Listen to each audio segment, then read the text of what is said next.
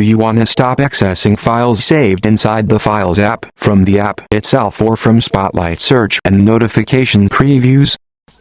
Let me clarify it first. Apple doesn't let you lock a specific folder inside the Files app, but you can lock the entire app using Face ID or a passcode. Once you do this, Face ID or your passcode is required to open the Files app and view its contents. Find the Files app on your iPhone home screen, or search for the Files app. Now, touch and hold the Files app icon and tap on the Require Face ID option. Verify with Face ID and turn on Lock the app using Face ID. From now on, the Files app will require Face ID or your passcode to open and access any folders or files.